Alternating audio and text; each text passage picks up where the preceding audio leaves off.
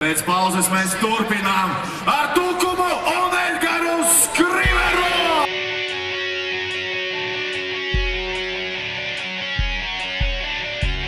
This dedicated to all the motherfuckers that's trying to stay hard when everything's going soft again. If you think it's too loud, bitch, get the fuck out. If you wanna slow down, bitch, get the fuck out. If your ass ain't with me, bitch, get the fuck out. What? Get the fuck out, bitch, get the fuck out. We raise hell, bitch. We raise hell, bitch. We raise hell, bitch. Motherfucking hell, bitch. We don't give a fuck. We don't give a fuck. So all you pussy motherfuckers, shut the fuck up. I knock your head back. I let that shit bang. I make your heart jump like it was a cocaine. I knock your head back. I let that shit bang. I make your heart jump like it was a cocaine. Stop acting like a bitch. Why you acting like a bitch? Let a bitch suck a dick and get the fuck in a pit. Stop acting like a bitch. Why you acting like a bitch? Let a bitch. Mierīgi. 15 sekundes. 10. 5. 4. 3. Laiks.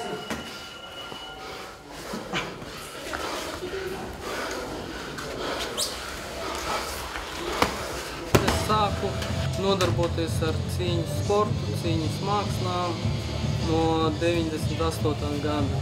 Pirmā disciplīna bija man karate. Vecāki man aizved uz karate. Un tam papildus arī pēc tam es sāku trenēties taekwondo, kur ir vairāk spērienu tehnika, judo, kur ir metienu tehnika, kas bija papildinājums priekš karate. Ja? Pēc tam, 18 gadu vecumā, izdomāju, kad ir jāturpina papildināt sev, ka nevajag apstāties tikai pie vienas cīņu formas, ka vajag pilnveidot sevi vispusīgi, jo cīņu formas ierobežo. Tur ir savi noteikumi, ko drīkst, ko nedrīkst darīt. Bet reālās situācijās dzīvē un arī priekš MMA ir daudz savādāk, tāpēc es gribu pilnveidot sevi vispusīgi. Es esmu vienīgais bērns ģimenē saviem vecākiem, un kopš bērnu kājas es jau interesējos par cīņas sportu. Tad bija aktuāls filmas par Jackie Chanu, par Bruce Lee, kā jau visiem bija. Skraidīju pa māju, vicinājos ar kulakiem. Ja. Pēc tam man arī aizved uz to pirmo karate sekciju. Protams, vecākiem un ģimenei ir ļoti liela pateicība, tāpēc, ka viņi man audzināja, viņi man vadāja pa treniņiem, pa visam sacensībām. Vienmēr kaut kas dzīvē ir jāupurē, lai izsistos augstāk par savu dzīves, tā teikt, mērķi, par savu karjeru.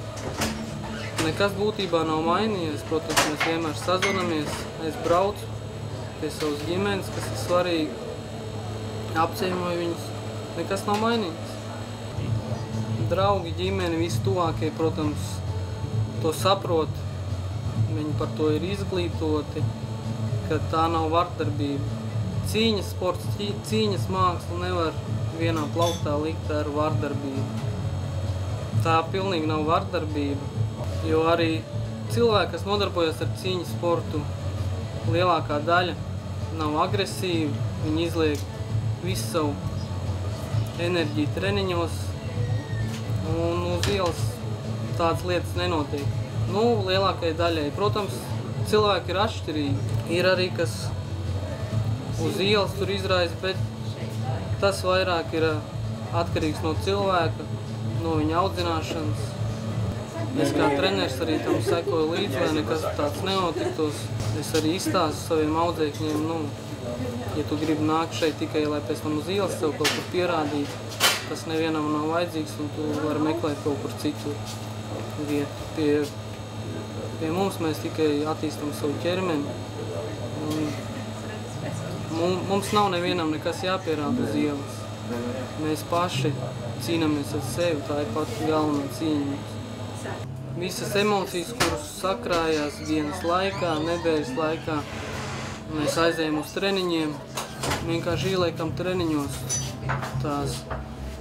Pēc treniņiem vienkārši nav vairs spēks tur, lai darītu kaut kādas citas muļķības, jā.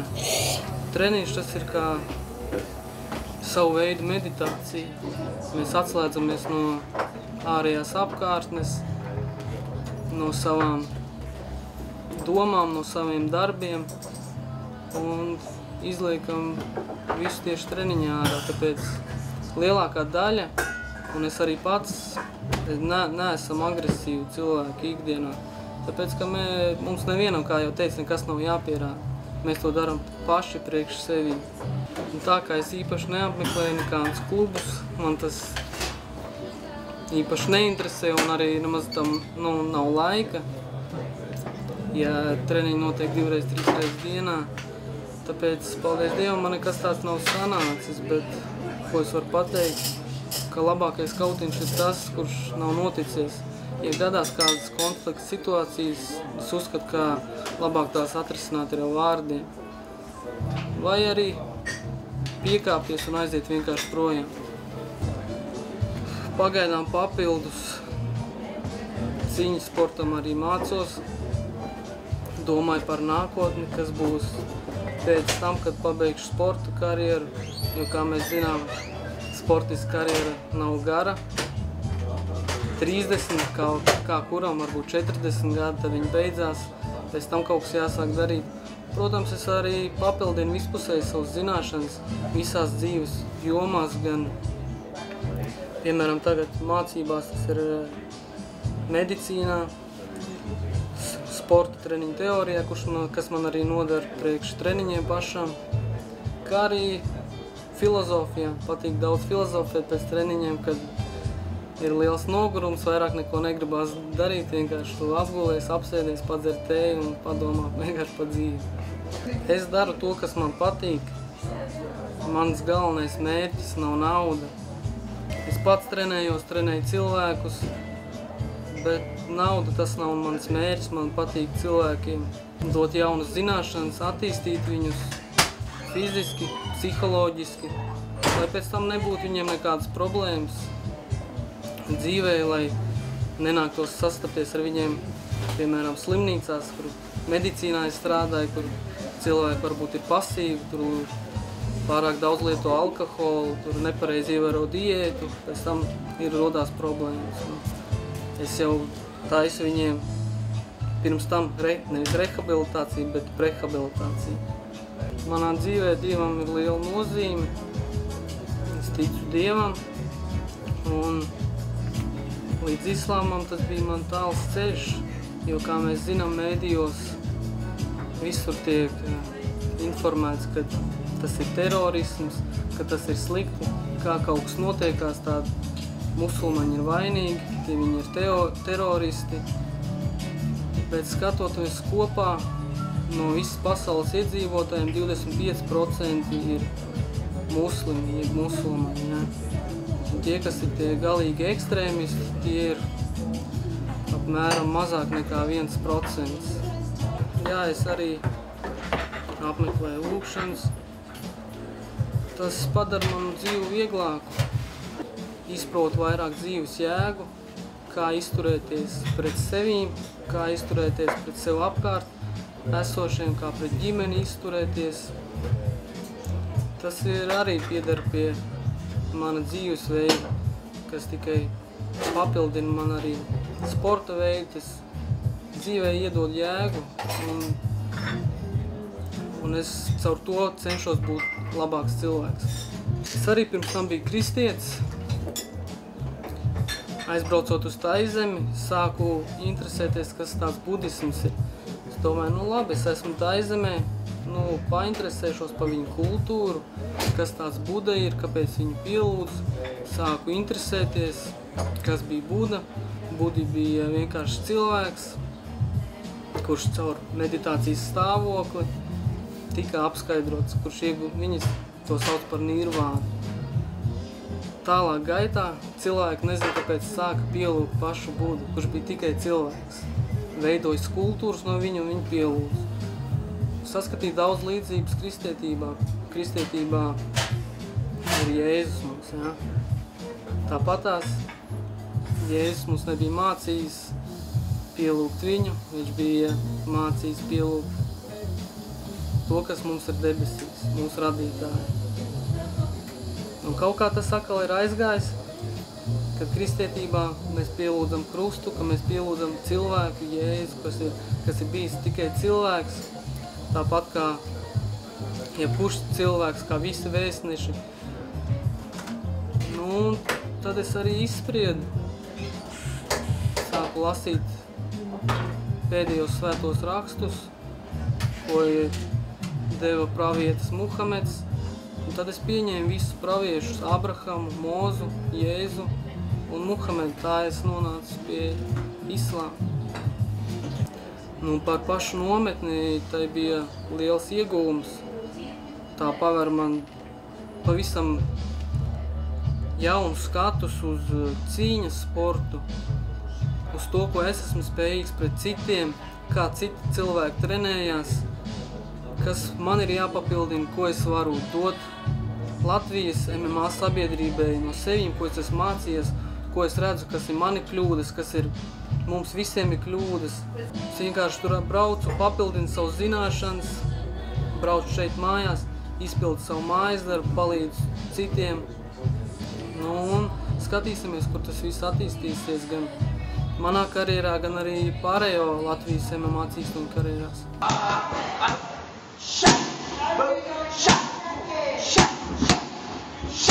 Un tā tad es atbraucu no treniņu nometnes Taizemē un izdomāju, ka man vēl papildus vajadzētu trenēt. Tāpēc, kad es zināšanas, kuras iegūtu Taizemē, es gribu nodot tālāk. Šeit sportisti nāk arī no citiem klubiem pie manīm, gan arī patstāvīgi pie manīm trenējās. Es papildinu viņu zināšanas. Es dodu tas, kas man ir, ko es māku, to es dodu viņiem. Es no sevīm atbrīvoju informāciju, ko es esmu iegūs, lai pēc tam es atkal varētu iegūt jaunu informāciju. Nu, šeit mēs attīstām ķermeni fiziski, plus mēs attīstām arī motorās iemaņas visādas. Mēs jaunus paņēmienus mācāmies. Tajā pašā laikā mēs trenējam savus smadzenes. Labo puslodu, pēc tam mēs samainām stājas, ar otru stāju strādājam, kreiso ķermeņa puslodu trenējam. Vienu ķermeņa muskulatūru nodarbinām, pēc tam otru. Plus mēs vēl kaut ko iemācāmies no cīņas. Sev varbūt aizstāvēt, vai arī vienkārši šeit atnāk atslēgties no ārpasaules un vienkārši patrenēties. Vai vari parādīt mums kādu sitienu tehniku? Jā, protams, parādīt. Atkārtojam koordinācijas drillu priekš iecildīšanas, tie, kas zina, ja? Atceramies, 8 kustības kopā ir. Solis uz priekšu, solis klāt. Netaisam pa lielu soli. Kādu solis param uz priekšu, tāds pats arī būs klāt. Solis atpakaļ, ir pats liels solis klāt. Solis pa kreisi, solis klāt, solis pa labi, solis klāt. Ar rokām izskatās. Kuk, cross, cross, kuk, kuk, cross, cross, kuk. Viss ļoti vienkārši.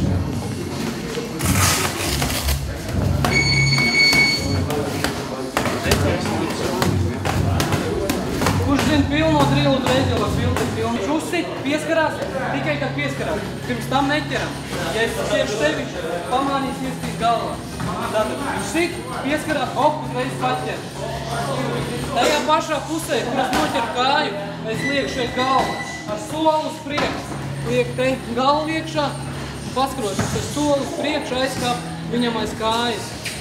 Ar visu masu es eju uz priekšu, viņš vienkārši pārkritīs pār manam celim te. Hop. Uzreiz nokrīt side kontrolā. Mazliet iesvīdu. Man jābūt it kā 10 uzvarām un vienai zaudēja, bet reālais rekords, tas, kas ir ierakstīts internetā, ir tagad stāv 9-3. Pirmo cīņu, ko es aizvadīju, tas bija ārpus Latvijas, un tā bija amatieru cīņa, bet beigās tā tika ielikt kā profesionālā. Diemžēl tas man bija zaudējums pirmais. Ja. Pēdējā cīņa, ko es aizvadīju iepriekšā gada oktobrī, es uzvarēju, bet beigās atkal rezultāts tika samainīts, un internetā tagad stāv oficiālajā Sherdog saitā, ka tas ir man ierakstīts kā zaudējums. Cik es visu to esmu secinājis, ka tā varētu būt kaut kāda korupcija, jo savādāk es to nesaskatu, kam tas bija izdevīgi to darīt. Un katra cīņa ir grūta, tāpēc, ka katram pretiniekam, tāpat kā man, ir 2 rokas, 2 kājas. Pati grūtākā cīņa ir tā, kas ir pašam ar sevi, jo tas ir ļoti liels psiholoģisks sloks iziet ringā un pierādīt uz sevi. Tāpēc es respektēju visus cilvēkus, kas iziet ringā un vienkārši iziet ringā un tur cīnās. Tāpēc, ka tā ir ļoti liela psiholoģiska slodze. Grūtākā cīņa, kā jau es teicu, ir cīņa ar sevi.